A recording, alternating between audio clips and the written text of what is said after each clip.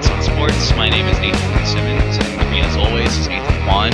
We got a lot to cover, specifically with what's happening in MLB, as well as the MLB Draft, as well as the upcoming NHL and NBA drafts. But let's start off with the Astros. Kwan, take it away. Yeah, so the best team in the majors is hitting a bit of a snag past week. They've lost 7 of their last 10, and it's really been a combination of their starting pitching and their offense. So last week we talked about all the players that they have on the disabled list, but really their top 4 starting pitchers coming into this year in Dallas Keuchel, Lance McCullers, Charlie Morton, and Colin McHugh, they're all on the disabled list. And so that's going to put a strain not only on your starters, but also on your bullpen. And we've seen guys struggle in the bullpen. Luke Gregerson, Michael Feliz, Tony Sipp, James Hoyt, Diane Diaz. They all had pretty bad weeks. It starts with the pitching, but then also offensively. It's really strange to talk about home road splits. So Ryan Anderson of the Rockets was so good on the road, terrible at home. And it seems like those Astros offense has done that this year. And to me, it doesn't really make any sense. Minute Maid Park is supposed to be a hitter's ballpark. And this year, they even moved the fence in center field. They got rid of Tal's Hill, and now they have this a batter's eye. And the Astros are first in the league in scoring runs on the road and 14th at home. It doesn't make any sense to me, but that's something that they've struggled with the whole year. Good news for this week, I guess, is Francis Martez. He was called up last week and struggled out of the bullpen, but he made his first major league start and got his first major league win in a solid performance on Wednesday night. And then also they called up Derek Fisher from AAA. He's an outfielder. Josh Reddick is on the 7-day concussion disabled list, so they needed an extra outfielder. And who would have thought that Houston fans could like a Derek Fisher after the NBA player was a source of much hate. But Fisher was pretty solid in his first game, hit a home run. He went 2 for 3. And so we'll see if he can stay up with the team after Reddick comes back from the disabled list, since the team is loaded in the outfield with George Springer having an all-star level season. Nori Aoki has been more than solid for them. And Jake Marisnick offensively has played the best baseball of his career. So we'll see if Fisher, if he continues to hit, I'm sure they'll find a way for him to stay on the team. He wasn't on their 40-man roster, so he's a guy that wasn't regarded as one of their higher level prospects, but he's just been so good in AAA for them that they needed to give him an opportunity, and he's taking advantage of that so far. One more bright spot for the team has been the play of Mike Fiers. We talked about how much he's struggled as the number 5 starter and giving up the home runs, but he's really stepped up with all the pitchers on the disabled list. His last 6 starts, he's 3-1 with a 2.25 ERA, and he's been great in keeping the Astros bullpen from eating up too many innings when he's been out there. Last night he went 7 innings and only gave up 1 run to the Red Sox. So credit to Mike Fiers for stepping up. But overall, this team is still in first place. Despite their losing skid the last couple weeks, they're still in a really solid position, 11 games up in the American League West. And baseball is really just a marathon season, and it's tough to keep up your peak performance for the whole season, and especially when you have so many players on the disabled list in your starting rotation. So, the Cubs went through this struggles in the summer months as well, and they ended up winning the World Series. So I think they should be fine, but it's just been a bit of a struggle this past couple weeks. This upcoming week, they're playing the Boston Red Sox this weekend, and they play Sunday Night Baseball tomorrow, and then they go to Oakland for 4, and then they go to Seattle. But I want to talk about this Astros-Rangers series that just transpired, and the Rangers won 2 out of 3, so I want to congratulate Dallas-Fort Worth fans. But thank you. Yes. But an interesting note off the field was Jeff Bannister made some comments on a local radio show. It was basically saying that he was very proud that Rangers got to have the word Texas on their jersey, and the Astros just had Houston. And so it's kind of a dig that they get to have the name Texas. And Lance McCullers replied in a tweet that said, "It's because nobody knows what Arlington is, #H-Town proud." And so I think the whole thing is kind of silly. The fact that if you want to go by the same fact that, we represent the whole state because we are the Texas Rangers, then could you say that the Texans represent the whole state because we're the Houston Texans? The whole thing is kind of absurd in my opinion. But more of the trash talk on the rivalry is good, I guess.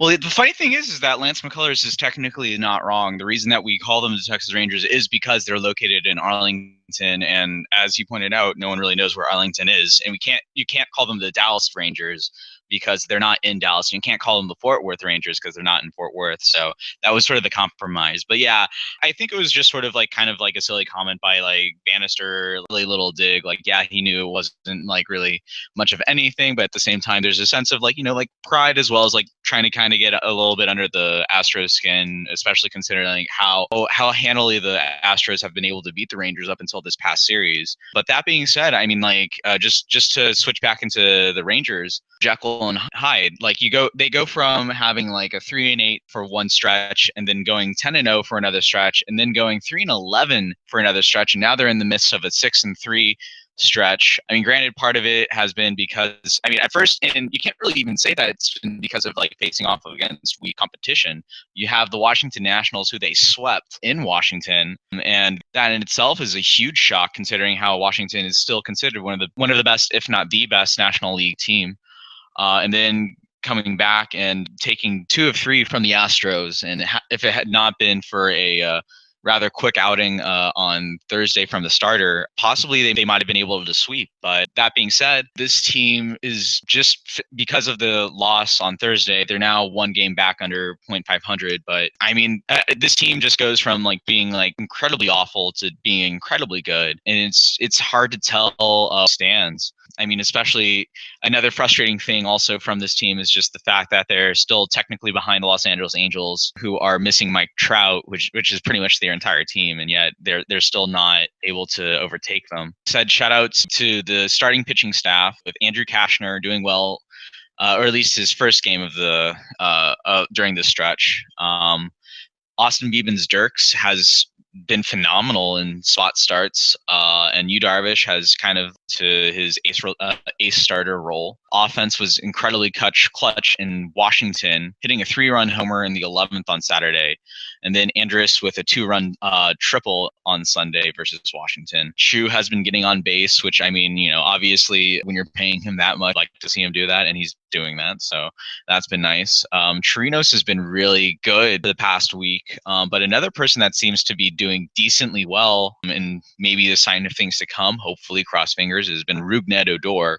I mean, granted, I know when we were talking earlier this week, you did mention that Odor usually seems to save his best baseball for playing against the Houston Astros, but I mean, this was no exception this week. He had a 2 home run game on Wednesday, I believe.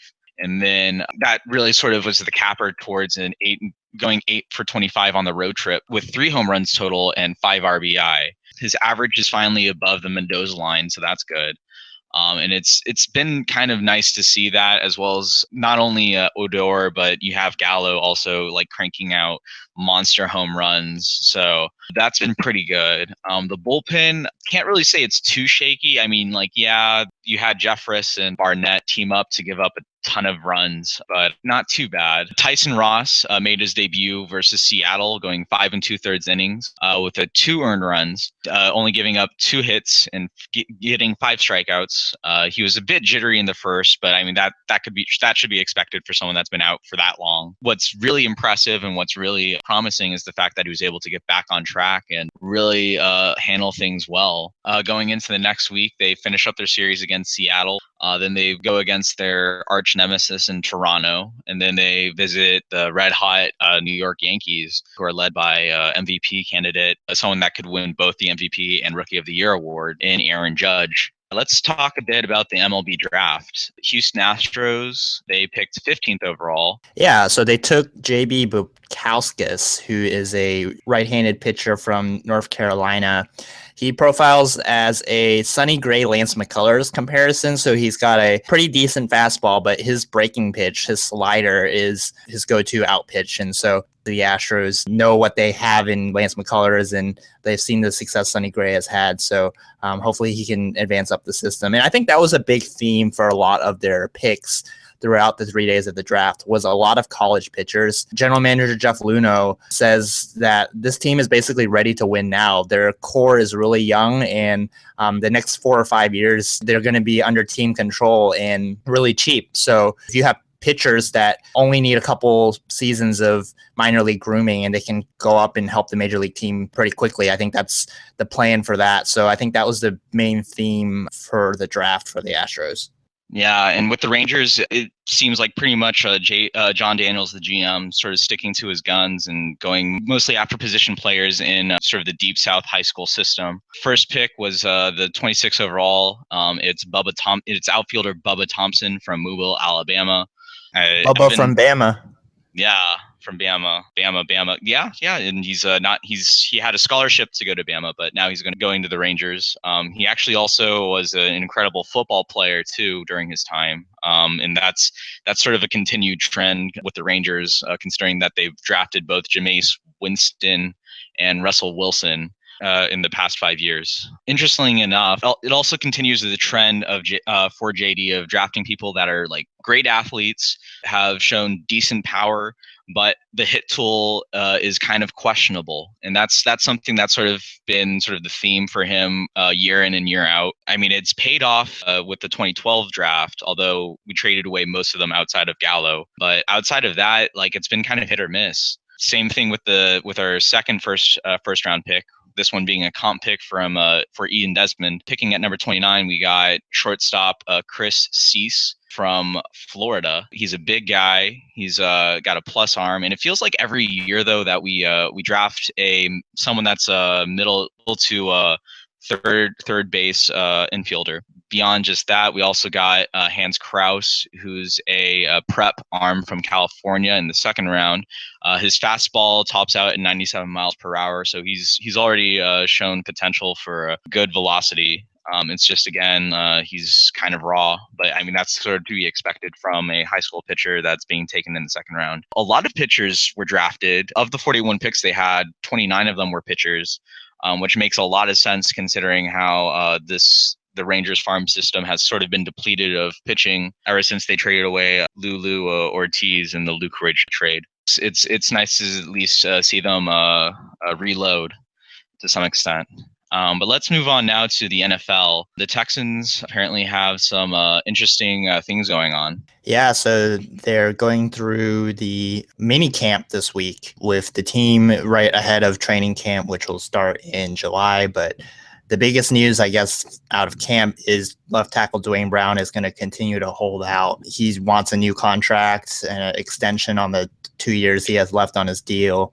And so he's going to skip the mandatory minicamp. We talked about this about a month ago, but it's going to be interesting because, again, Brown has had his injury issues over the last couple of years, but he is your best offensive lineman on your team. And that's an area that the Texans really struggled in last year. So if you don't have your veteran leader there, it's going to be tough for a team with unproven starter at quarterback and Tom Savage, who has yet to play a full year as a starter, or a rookie Deshaun Watson. But on the note of Deshaun Watson, he and Carlos Watkins actually visited the White House this past week as Clemson was invited as the national champions to visit. And the president, Donald Trump, actually had some very high comments on the upside of Deshaun Watson's game and said that he would pay attention to the Houston Texans this year. So I guess that's good. Yeah. Because as we all know, Trump knows what a winner is. So, hey, the Patriots, man, and maybe there's a thing. Well, apparently, I mean, you do know that, like, apparently, like, right after halftime, he walked out of his own, like, Super Bowl watching party, right? Anyway. Well, I mean, to be honest, I thought the game was over, but I thought so too. Well, I mean, if he knew the Patriots were going to win, you'd think he would still be watching there and just being like, no, they're going to win, they're going to pull this out, you watch. But in all fairness, and I'm real talk right now, Trump's a front runner, everyone knows that. Anyway, Cowboys, not too much interesting outside of, again, Nolan Carroll getting arrested for DUI. I will say that because of that would open up an interesting competition for the young cornerbacks that got drafted this past April.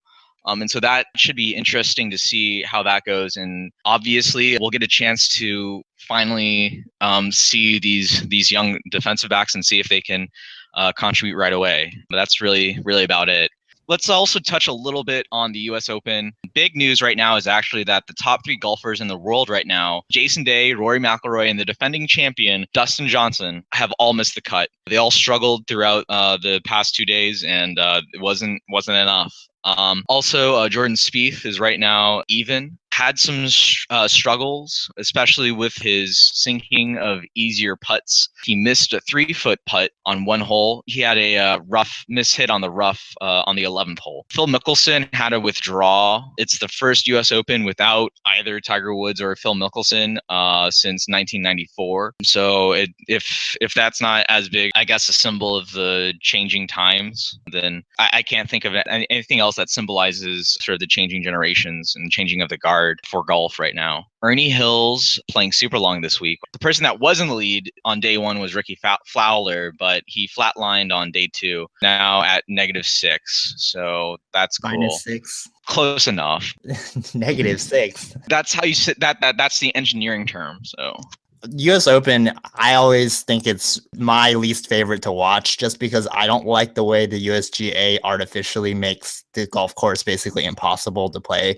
Some people like it because it's like, oh, you give the best golfers in the world the biggest challenge. But I mean, to me, it's just so artificial that like you make the greens have all these different slopes and then you cut the green so that the ball lands and then it rolls off the green immediately. So that's why, for me personally, the U.S. Open is my least favorite of the 4 to watch. But as you mentioned, yeah, there's a lot of guys that have never won majors, and this is their opportunity at the top of the leaderboard. Paul Casey, Brian Harmon, Tommy Fleetwood, Brooks Koepka, they're all tied for the lead at the start of day 3. So hopefully maybe we'll see a first-time major champion, which is always nice. Yeah, that would definitely be chill. Let's move on to the NBA. KD finally got his ring. He was named Finals MVP. Braun saying he believes he's never played on a super team. I mean, I don't know what you call that Miami Heat team in the Cavs, but yeah, I think it's hilarious how his memory has faded over time. Does he remember that they came out in kind of a fashion show and they walked down the runway?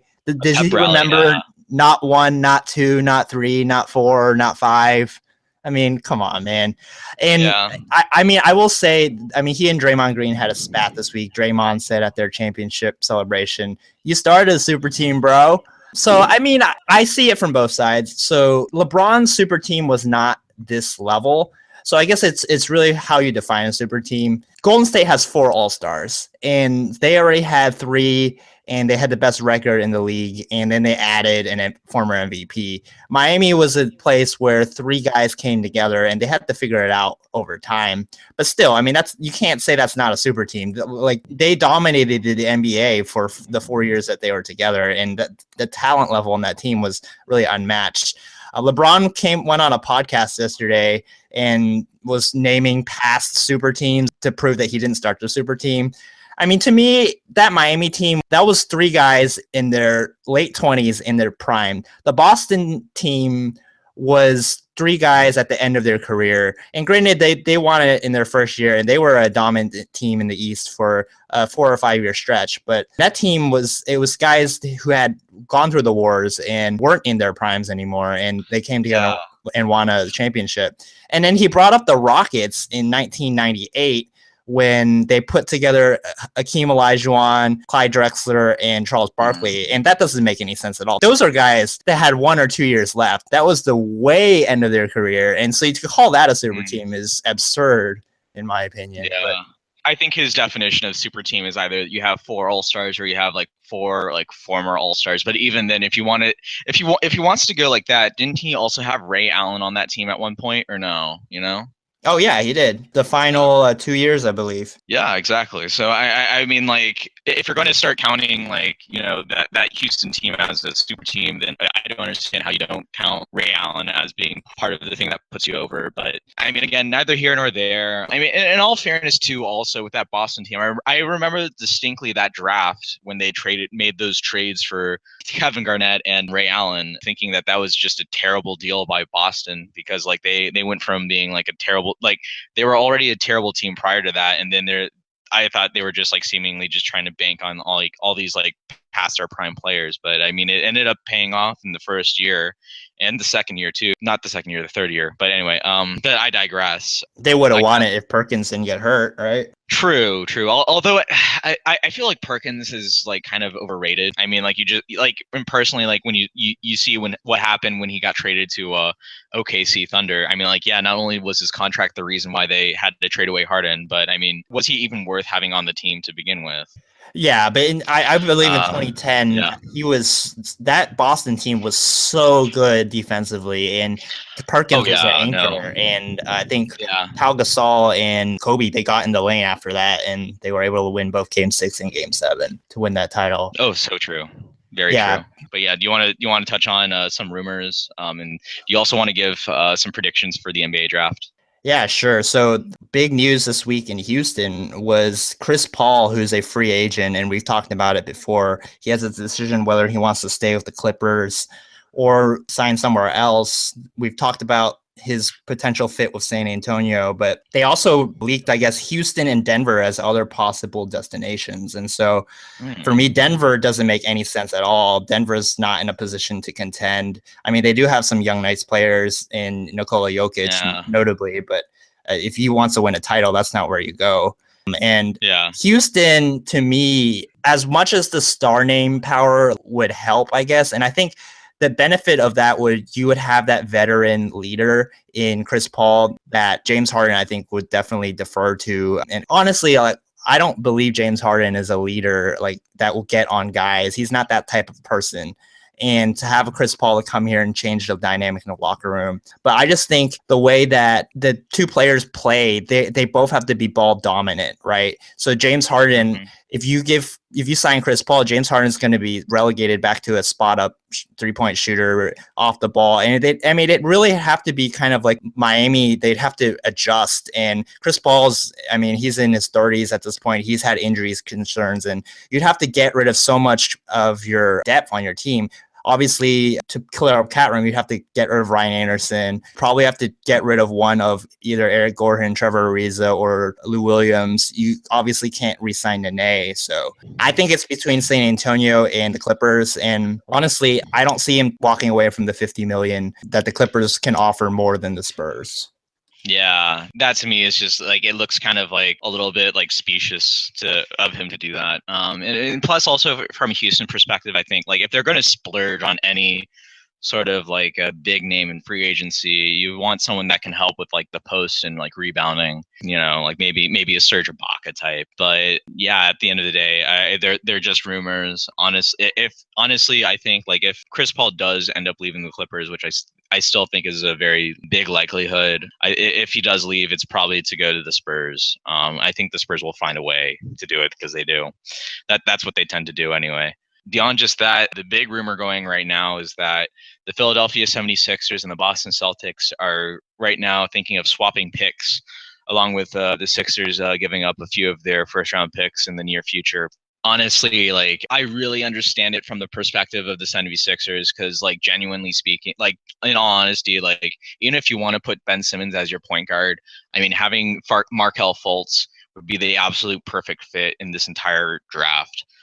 I mean, especially since like Markelle Fultz he can play point guard and like he's great at dishing it out, but he can also play off ball as well, and he's a great spot up shooter. That Sixers team, if they can stay healthy, could be the team that upends the Cavs Eastern domination. But obviously, we still have to wait for the deal to go through, and also we have to see whether or not like what they actually do give up in the end. I mean, I understand that from the Boston perspective, especially since at the end of the day, like, I mean, Josh Jackson probably would be the better fit, considering that they already have Avery Bradley and Isaiah Thomas, and they have Marcus Smart as sort of like their backup guard, and he still has potential, although he's like at this point, like Marcus Smart is who he is, but I digress. That being said, though, Markelle Fultz does seem like a can't miss superstar to me, but it is what it is, and we'll see how that goes.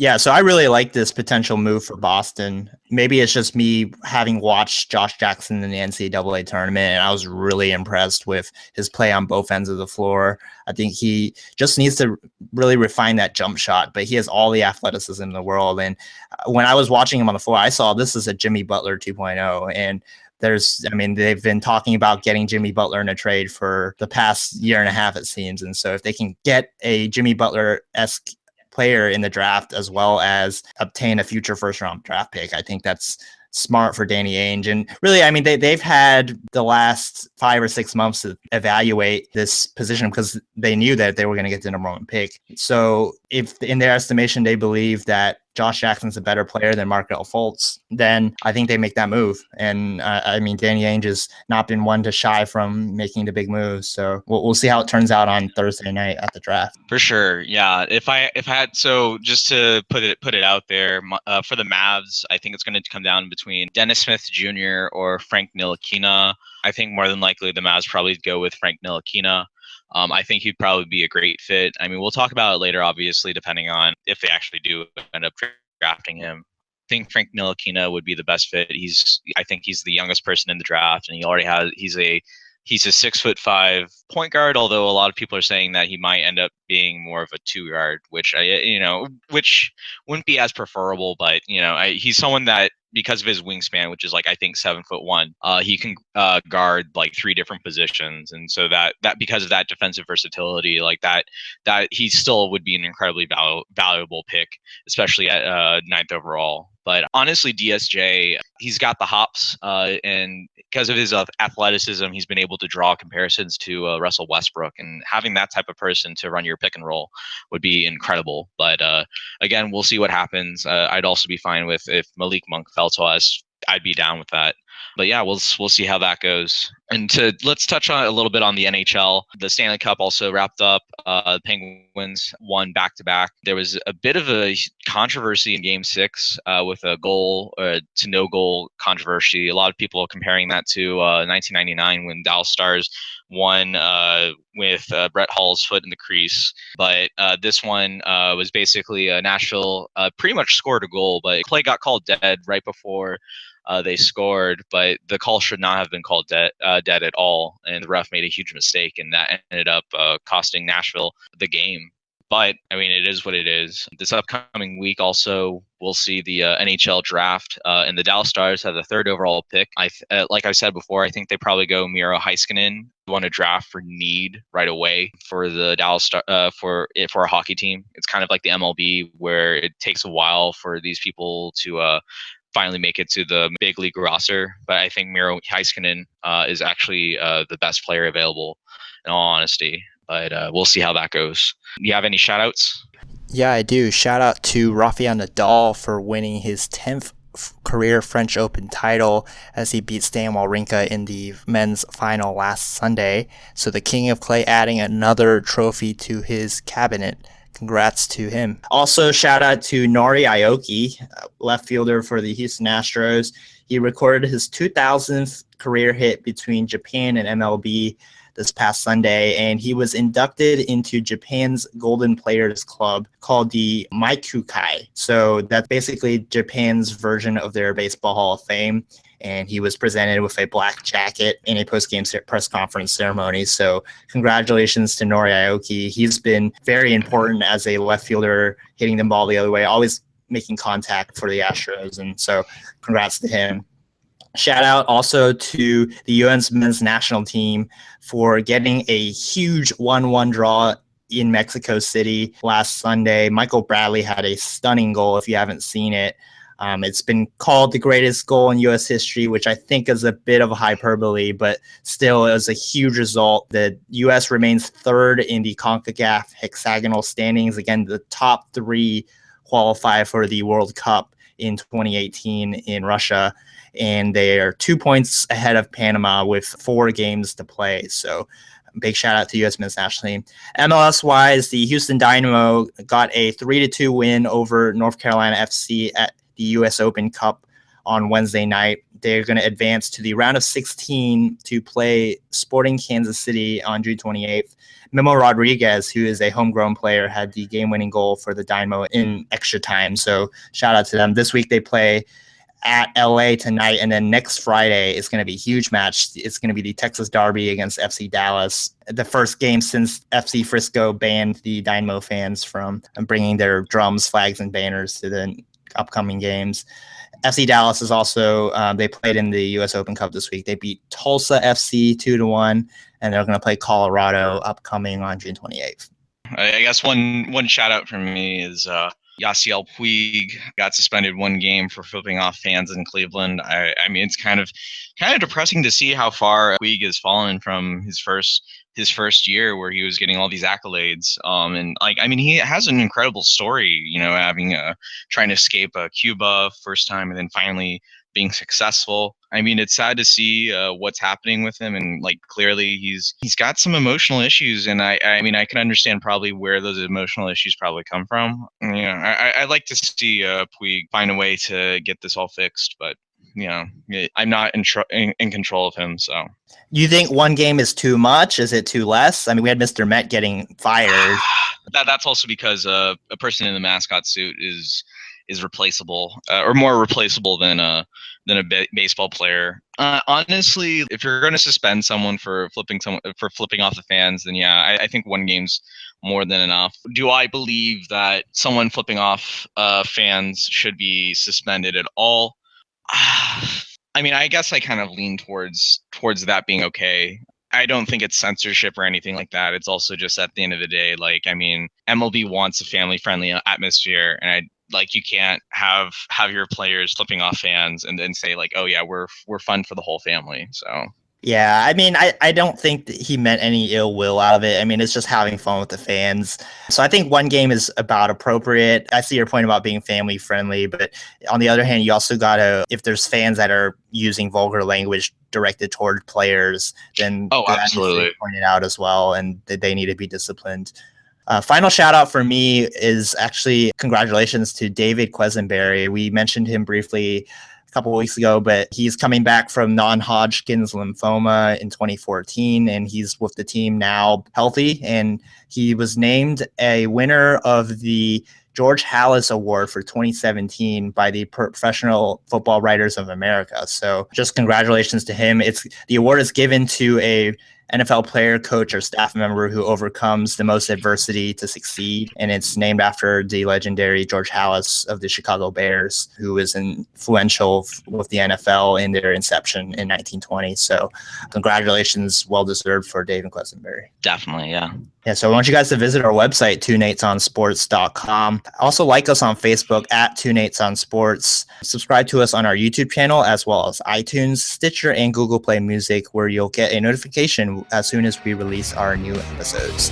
Nathan, I'll talk to you next week. Cool. Check you later, man.